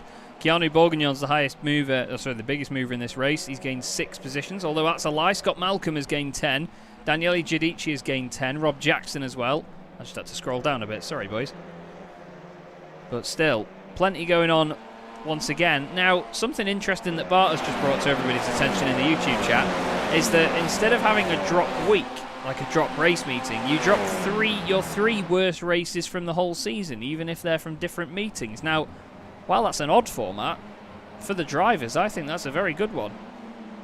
Well, it means you can have a good go at it, yeah, and especially if you have a good start to the season, you can really start taking some big risk at the end of the season. So we could see the racing just intensifying throughout the season, which is, well, I don't know how that could be possible at this stage, but yeah, it's going to be fantastic indeed. Well, look at this train of cars. Goes back. I mean, this is like watching a Moto3 race in the Moto Grand Prix Championship. It's incredible. As we see now, look at that. Dettige gets a great run out of the final corner, and he looks to the inside on Smith. Going to have a run at it here. We're riding on board with a blimp. Chaz Draycott at the wheel. Oh! Oh! There you go. There's the block pass, and block pass as in, or bump pass if you like, but Dettige looks like he's going to get it done. And here comes Guinez now in the 333. Yeah, I think Fraser, he can flash his lights all he wants, but Dettige, you know, he went down the inside. Fraser didn't give him the room, and there's a bit of argy-bargy there as well. He can flash the lights all he wants, but if you're not leaving guys room, what do you expect, Fraser, mate? Needs to be careful, though. Into the bus stop. It can get very messy in there. He's still flashing the lights. He loves that button. Typical Audi driver. He does love it. Oh, Neil Stevenson has had an issue further down the order. Oh, what has happened? I can just hear... What has happened to Neil Stevenson?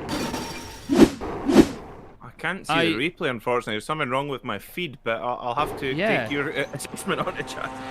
The car has been flung around in the air on the pit straight. I don't know why or for what reason, but beats me. iRacing things, I think. That was very odd. It said he left the pit lane, then suddenly the car was in the sky above the pit wall. That was one of the strangest things I've seen in a very, very long time. And I've seen iRacing do some weird stuff, so let me tell you. So, Corentin Guinez now gets past Matthias Dettige up to 4th. Whoa, that was brave up the S's, that flipping heck. Scary stuff. But Corentin Guinez, you know, he's proving we spoke about the whole Ash Sutton mentality, didn't we? You just go for everything. And it's working for him. You know, he's not got that off switch. Behind! Oh, there's contact and Bram Van Putten He's putting himself off. He turned across the front of the car that was just behind him. And I'm afraid, if you ask me, this one's on Bram. Although, Destige was a bit wide on the way in, wasn't he?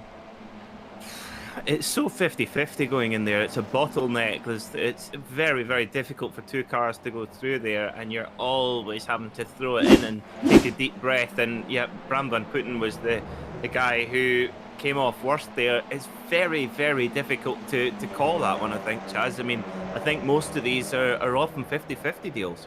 It is indeed. Fraser's obviously got that button glued down at the minute for flashing the lights. He's loving it. But the two fiercely forward cars are now ahead. They've all passed Chris Wood on this lap as well. Chris has had a bit of a nightmare at some point. Not sure what's gone on. I'm not sure what Matthew Crisp has done to annoy Fraser, but it's clearly something. Have a look. Let's have a look at the pass that he made. Oh, well... I don't know what Matthew did there, to be honest. In all fairness, that may seem like a biased opinion, but Matthew was down the inside and Fraser turned into him. Again, some of the drivers, you know, you'll see drivers, though, they'll be annoyed in the moment, because who wouldn't be? But then, you know, they'll look back and have a quick review of an incident later, and then a lot of them all do apologise to each other. Now, this is getting interesting, because Guinez is now into the top 3. Ben Thayens has dropped down to 4th place. And now Guinez is up to 2nd place. Wow. How is he doing this? That's incredible. He is, like you say, it's the Ash Sutton, just absolute maximum attack everywhere. And whether he's leading from the front or not, he's just made a brilliant charge through the pack here. HM Engineering 1-2 now, Leitner, Guinez. Now, this is the fascinating part now, Chaz, because, you know, Leitner is, you know, still within a chance of the championship, but Cornson Guinez is the standout runner. Are we going to see a Jason Plato and Ivan Muller in the Vauxhall Vectras circa 2000-2001 sort of mirror signal maneuver move over? I don't know. We'll see. We'll need to wait and see. Yeah, indeed. But, you know, Norbert's very quick. He's quick enough to hold on to this himself, I reckon. So it'll be interesting to see what they do.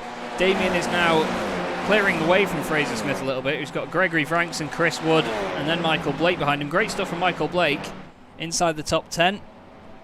Mr. Simortal himself.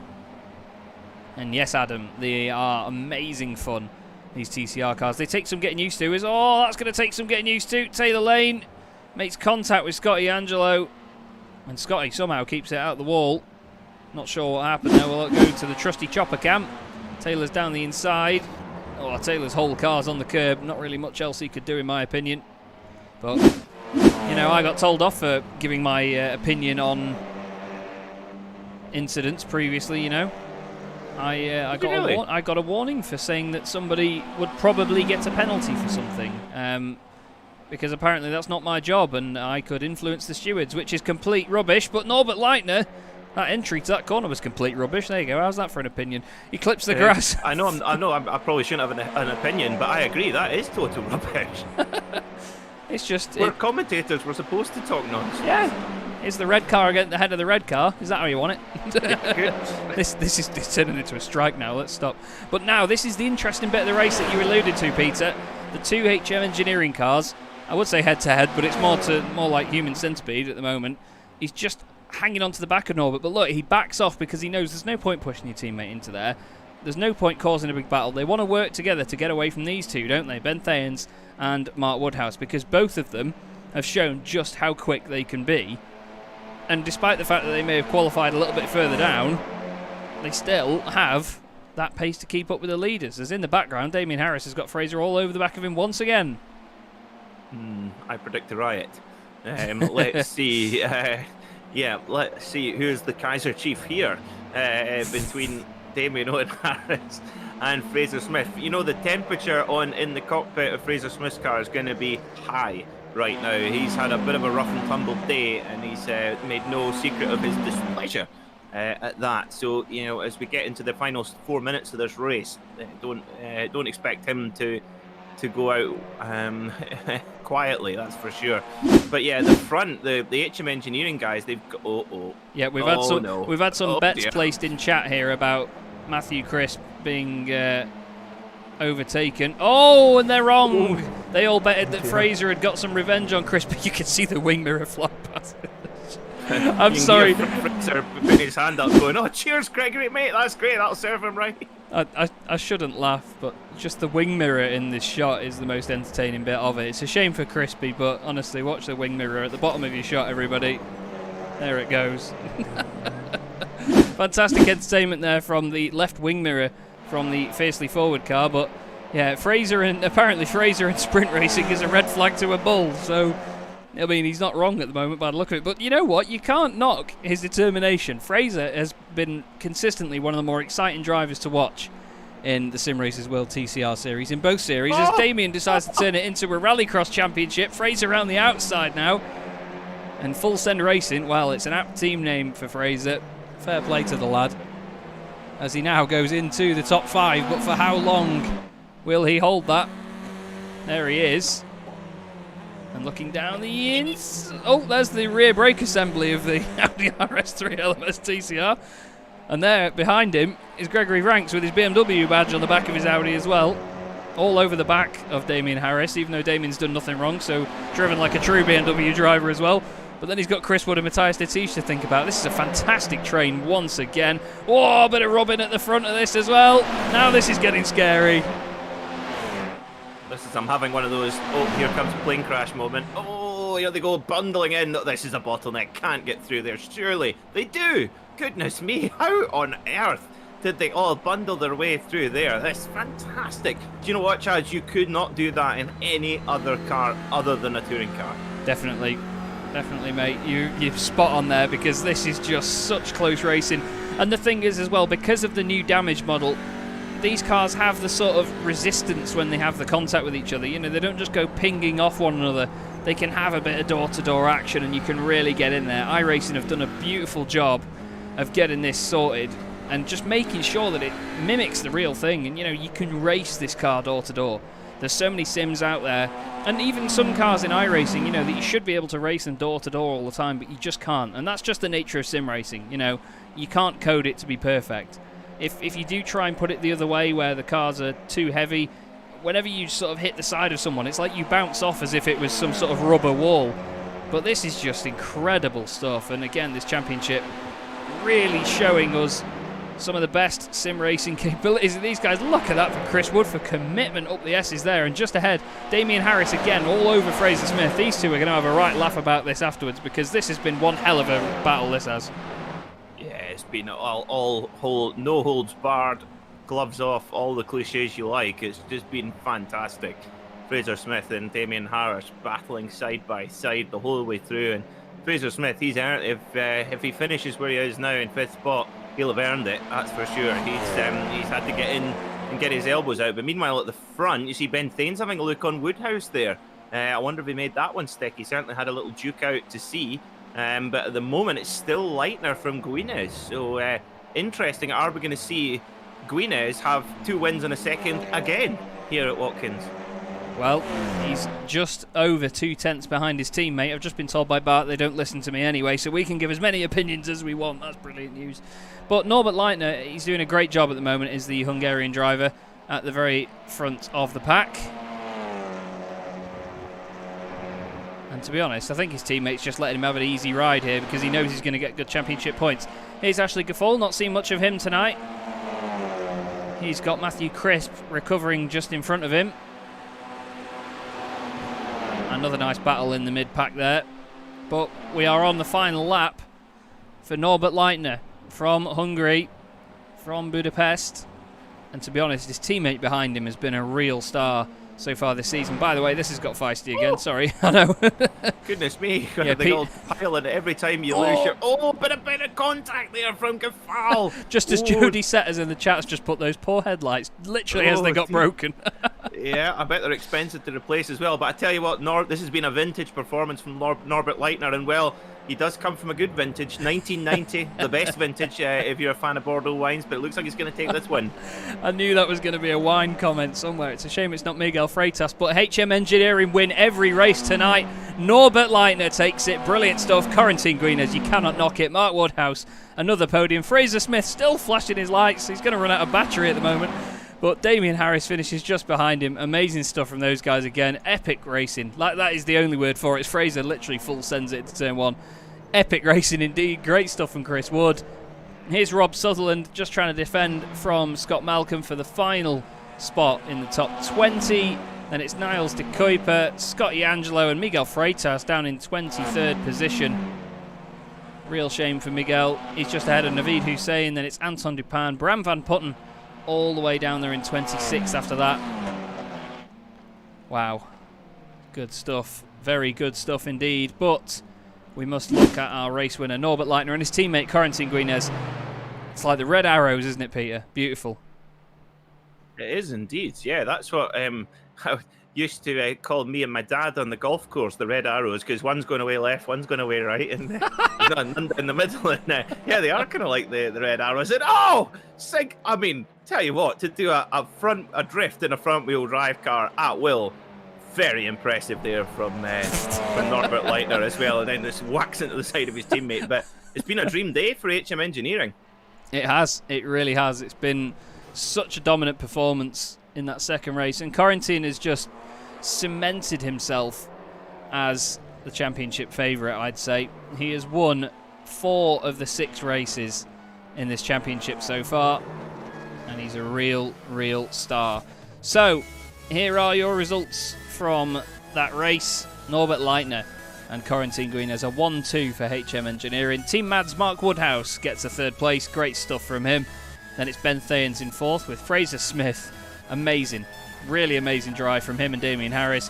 Chris Wood in 7th with Gregory Vranks and Matthias de Tige. Honestly, those two in Season 1 were inseparable on track, and they're doing it again here for Simracersworld Esports.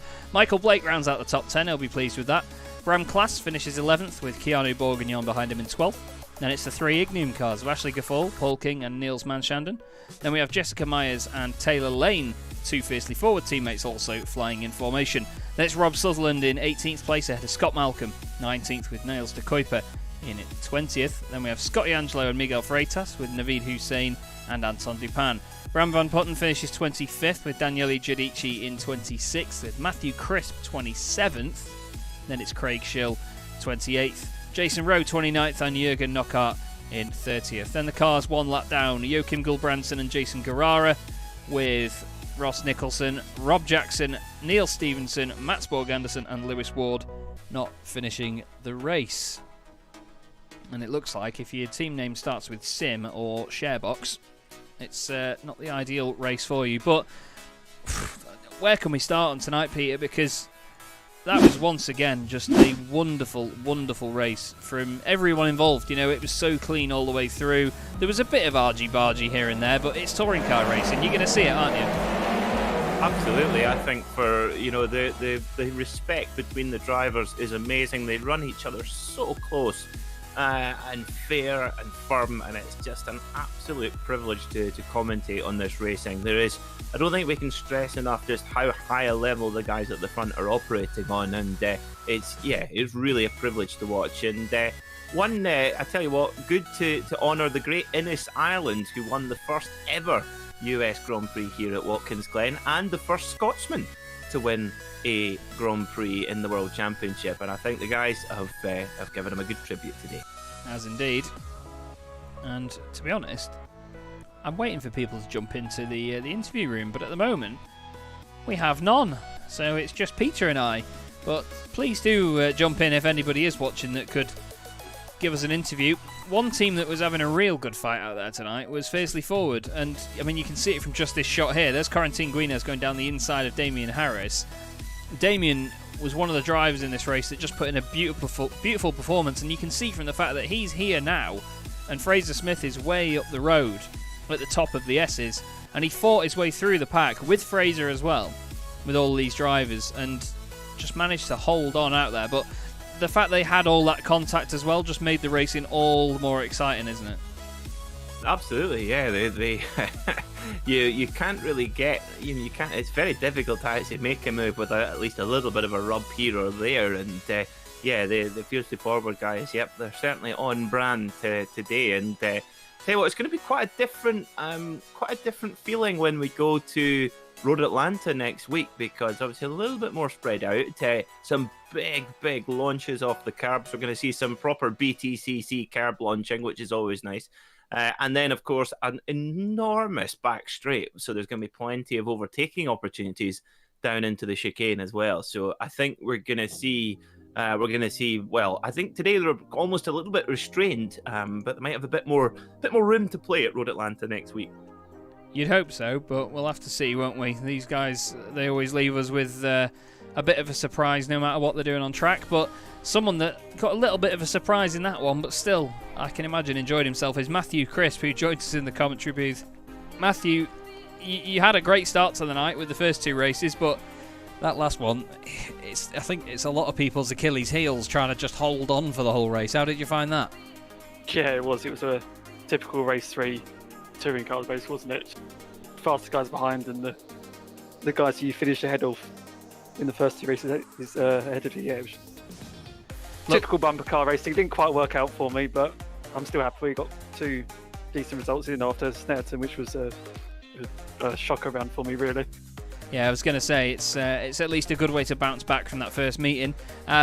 You and your teammates obviously working well together out there on track. You know, it always seems that where there's one fiercely forward car, there's another one not too far behind or too far ahead. Is that how it feels when you're racing them, or do you not really notice?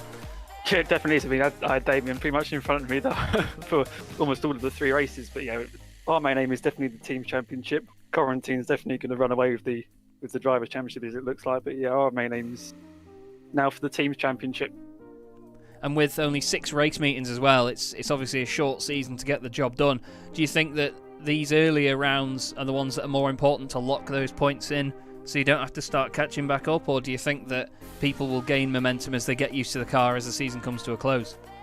I'm hoping it's the latter, because my start of the season's not been one to remember. But yeah, we'll see. To be honest, it's like, I hope we can get on top of Quarantine. It's just a couple of tenths here and there that we just need to gain, and a race like this is almost like a Skip Barber race in these cars around here. So, we thought it would throw up a few surprises in terms of different people on top, but it didn't quite. It seems to be the usual suspects at the front. Well, that always makes it a bit more interesting from this end as well, but still very enjoyable to watch tonight, Matthew. Shame about what happened here in that last race, but well done on your other results as well. Before we let you go, do you want to give a quick mention to anybody while you're on stream?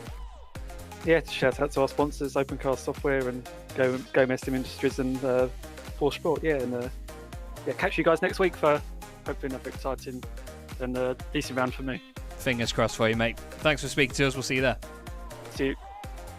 Matthew Crisp there from Fiercely Forward. Lovely looking car and a good driver as well. I mean, he's very quick. We've seen how quick he is in the Simracersworld Formula 3 series as well, but in this car, the level of competition and the fact that it's all fixed setup as well, similar to the Formula 3 series, it just keeps it so close, doesn't it? Yeah, it certainly does. And of course, we both had a joint blunder there, Chaz, talking about setups and everything, which actually, if it were an open setup, I think our points were valid. But of course, we were talking nonsense as usual. Oh, yeah. I'll take the blame for that one. I led that one off. But yeah, fixed setup, yeah, that makes it very close. And actually, it changes the practice as well. You know, you're just going to go and get your, go out and just turn laps. And that's the car. You can't change it and just get on with it, Well, that's it, yeah. It sort of helps you focus a bit more. Someone that had to focus a bit more in that final race was Michael Blake, who ended up with a top 10 position. Michael, that was, I think the word feisty is probably one I'm going to use way too much this season, but it certainly was feisty out there. Did you enjoy that? Yeah, it's been great tonight. For the most part, the racing's pretty clean. Looked like the guys ahead were having a little bit fisticuffs in that one. Yeah. Seemed a little bit more aggressive, but I'm not going to moan too much because I benefited quite nicely from it. I was going to say, I think some of the guys like yourself that were just outside of the top 10 in the first 2 races, you're sort of just watching all these guys get in these aggressive battles thinking, right, come on, fall off, have a bit of fisticuffs, as you say. It certainly looks exciting from where we're sat, and we did go on board towards the end, but we've said all night that when there's a huge train of cars like that in a race like this, it's so hard to try and break through, isn't it? Yeah, I felt I had really good pace tonight, and I felt I was a little bit quicker than the cars ahead of me in the first 2 races, but because it's fixed setup, you're not enough quicker than them Yeah. to be able to do anything with it, because the moment you pull out of the draft, if you pull out, you'll get an overlap, but by the time you get to the braking zone, they've cleared you again. Yeah, it can be a bit frustrating on a track like this, but you know, it's part of the joys of watching this car, though. While it can be frustrating as a driver, it makes the racing all the more exciting to watch. We go to Road Atlanta for the next round of the season, which is a tricky track in a normal car, but obviously a front-wheel drive touring car, it's going to be a real weapon around there, isn't it? Should be pretty good. I think it'll come down to not just pace in that one, it'll be a little bit more who can look after the front tyres the best. I think you'll see people shoot off at the start and not all of them be able to keep the pace up come the end of the race, and you'll get some of the guys that don't set off quite as quick. Should be challenging them by the end of the race, I think. Well, we certainly do look forward to it, mate, and we obviously hope that you get another top 10 at least, maybe even more. But before we let you go, do you want to give a quick shout out to anyone? Everyone at SRW for putting this on, you for the commentary, Team Mad for all their help and encouragement and driver coaching. Love it. Well, good to speak to you as always, Michael. Thank you very much, and we will see you at Road Atlanta. Take care, guys. Cheers. And time for one more, Peter, and to be honest, who else to get in other than the man that's got the most worn-out headlight flashing button known to man and the least amount of battery power left in his Audi. Fraser Smith joins us in the box. Fraser, you were right in the wars tonight, but to be honest, it looked like racing that everyone could enjoy. Yeah, I feel like in the first race I bottled it a bit at the end, but in the second race, you know, on tracks like this, if you get caught up around people who are wanting to battle too much, you're stuck there. So inevitably, I did get in a couple of battles. Yeah. I think a battle is probably an understatement for what went on there. It was more like some sort of brawl, as Peter called it. But I mean, these cars are sort of built for that. And I mean, since the new damage model, which we didn't have for most of last season on Simracersworld TCR series, the cars seem to be a lot better at handling a bit of contact here and there. They can put up with it, can't they?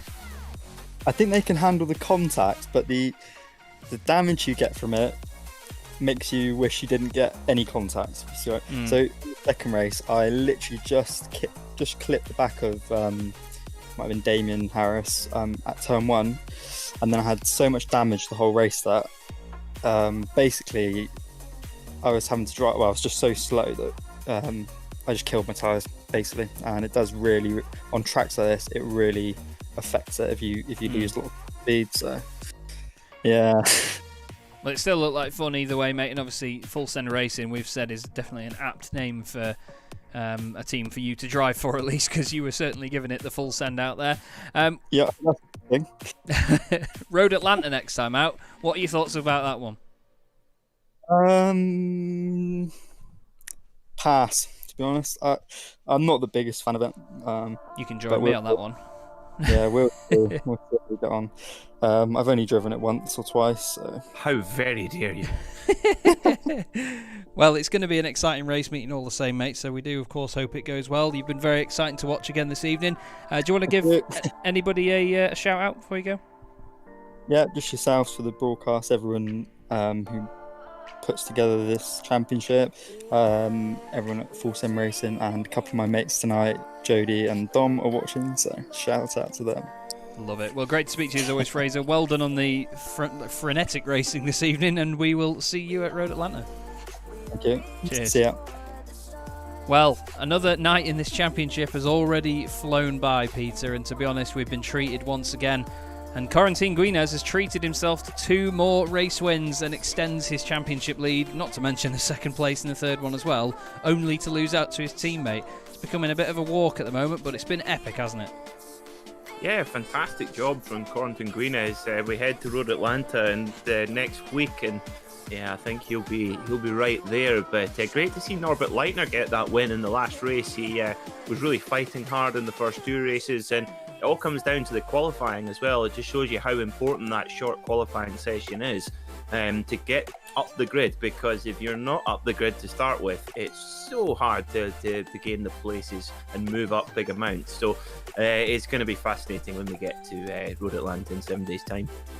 It will be indeed. And, well, you heard it here, everybody. Road Atlanta, a week today, same time on Simracersworld TV. We'll be going for 3 more races in the heart of the US. My name is Chaz Draycott. Joining me tonight was Peter MacKay. Thanks once again, as ever, mate. Pleasure to commentate with you. We will keep the puns flowing.